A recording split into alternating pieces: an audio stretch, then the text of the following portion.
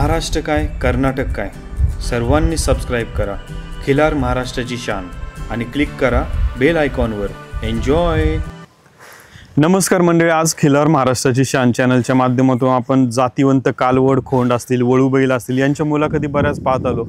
जर आपण महाराष्ट्र कर्नाटक मधली जी प्रदर्शनं भरतात त्या प्रदर्शनामध्ये गेल्यानंतर बैल जोडी जो गट असतो तो सगळ्यात पाहण्यासारखा देखणा गट असतो। आणि सर्वात महत्त्वाचं म्हणजे जी मोठ्या मापाचा जो बैल जोडीचा गट असतो, 6 दाती किंवा कडदाती झालेल्यांचा जो गट असतो त्या गटामध्ये एक शिक्का मोठ्या मापाची चांगलं फाउंडेशन असेल, शरीरयष्टी असेल, अशा प्रकारची बैल ही पाहण्यासारखी असतात। आणि आज तसं यांत्रिकीकरण एवढ्या मोठ्या प्रमाणात झाले की त्यामुळे आज दावणीला बैल असणं थोडंसं अवघड झालेलं आहे। पण तरी बरेचसे शेतकरी आज महाराष्ट्राच्या कानाकोपऱ्यात असे आहेत की जे शेतीमध्ये बैलांचा वापर, बैलगाडीचा वापर हा कायम करत असतात। मालक, आम्हाला तुमचं संपूर्ण नाव, गाव, तालुका, जिल्हा सांगा। तानाजी पांडुरंग पाटील, रेंदा, तालुका हातकणंगले, जिल्हा कोल्हापूर। मालक, आज दावणीला ही 2 बैल ही कुठून घेतली, कधी घेतली, किती वर्ष जुनी आहेत? शंकेश्वरवरून घेतली 2019ला। ओके, आता काय वय असेल बैलांचं? 8 वर्ष।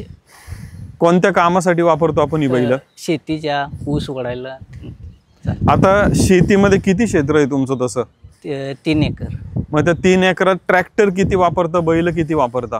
ट्रॅक्टर, नांगर, रोटर, सरी, बाकीचे भरणीचे कामं ते बैल करतात। मग बैलांचा वापर बैलगाडी पण आपण पाहतोय, कशासाठी केला जातो बैलगाडी आणि बैल? ऊस वाहतुकीसाठी। किती किलोमीटर ऊस वाहतूक करावी लागते? ते 3 किलोमीटर। कोणता कारखाना आहे तुमच्या इथं? जवाहरला।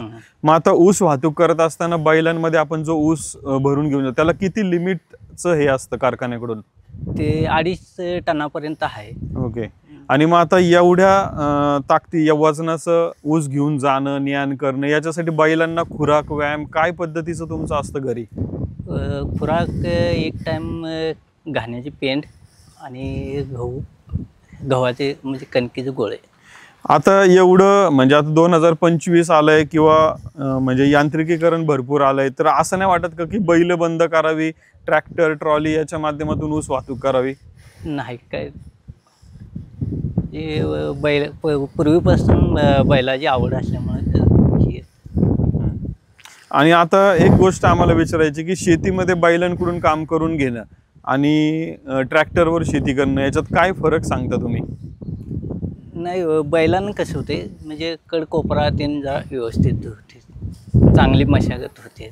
आणि आता ह्या तुमच्या तालुक्यामध्ये किती प्रमाणात अशा बैलजोडी पाहायला मिळतात आपल्याला? थोडं म्हणजे बाहेर आता बघायला गेलं तर कमीच आहेत सोडा बैल, एवढं काय। ठीक आहे। आता मालक, एक विचारायचं, आता तुमची घरातली मुलं असतील, पुढची पिढी असेल, तर ते पण हे संगोपन असंच चालू ठेवतील का काय करतील? ठेवतील की। मग त्यासाठी कशा प्रकारचं मार्गदर्शन मुलांना असतं तुमचं?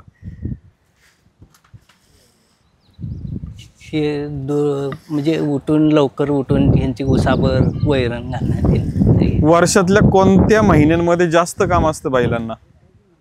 आता म्हणजे नोव्हेंबर पासून चालू होते बा। आणि ह्या पावसाच्या टायमिंग मध्ये आराम असतो का? काम आराम असते की 1-2 महिने आराम असते पाऊस पडायला। ठीक आहे। तर मंडळी, आपण चॅनलच्या माध्यमातून हे पाहिलं की महाराष्ट्र कर्नाटक मधले शेतकरी असतील हे मोठ्या प्रमाणात देशी गोवंश संगोपन करतात आणि याच माध्यमातून आपण देखील चॅनलच्या माध्यमातून जास्तीत जास्त त्यांना काय प्रोत्साहन देता येईल, कशा पद्धतीने शेतकऱ्यांना त्यांच्या फायदेशीर गोष्टी देता येईल त्या प्रयत्न करत आलो। दादा, आम्हाला तुमचं नाव सांगा। माझे नाव अविनाश तानाजी पाटील, राहणार रेंदा, तालुका हातकणंगले, जिल्हा कोल्हापूर। आता वडिलांनी आम्हाला सांगितलं की तुम्ही आमची पुढची पिढी आहे किंवा मुलं आहे तर ते पण ही बैल संगोपन करणार आहे, तुम्ही काय करताय आणि इथून काळात बैल जपण्यासाठी काय प्रयत्न असणार आहे तुमचा? माझा प्रयत्न असेल की इथून पुढे जातीवंत पैदास तयार करणं आणि मोठ्या मापाची बैल तयार करणं। आता तुमच्या भागामध्ये आम्ही वडिलांनी जसं सांगितलं की कमी प्रमाणात बैलजोडी शिल्लक आहे, आता तुम्ही कॉलेज किंवा काय शिक्षण चालू आहे सध्या? माझी आता 12वी झाल्या, तेव्हापासून मी ह्या क्षेत्रात आहे। मग आता असं नाही वाटत का की बाबा शिक्षण क्षेत्रात आता 12वी झाली, पुढे आपण त्याच क्षेत्रात पुढे जावं, शेती बैल हे थोडंसं कमी करावं, असं कधी विचार नाही येत का? असं विचार येतात, परंतु असा एक नाद आहे की आपल्याला ह्यो नाद सुटत नाही। आता सकाळी उठल्यापासून संध्याकाळपर्यंत बैलांचं वैरण असेल, खुराक असेल, सोडबंद असेल किंवा शेतीकाम, कसं कामकाज असतं एखाद्या दिवशी महिन्यामध्ये जेव्हा भरपूर काम असतं तेव्हा? भरपूर काम असतं तेव्हाच असं रेग्युलरी आपलं हे असतं, शेड्यूल असतो, त्याच्यामध्ये आपण सगळं आटपून घेतोय. ठीक आहे मालक, एकदा आम्हाला तुमचं नाव, गाव आणि फोन नंबर सांगा. माझे नाव अविनाश तानाजी पाटील, राहणार रेंदाळ, तालुका हातकणंगले, जिल्हा कोल्हापूर. Mobile number 9075083119. खूप खूप धन्यवाद मालक. मंडळी, अशाच प्रकारे आपण अधिक माहिती पाहत राहूया. सध्या आपण कोल्हापूर जिल्ह्यामध्ये आहोत आणि सर्वात महत्त्वाचं म्हणजे खिलार महाराष्ट्राची शान चॅनल लाईक, शेअर, सबस्क्राईब करा. मंडळी, खूप खूप धन्यवाद. खिल्लार महाराष्ट्राची शान, खिल्लार महाराष्ट्राची शान.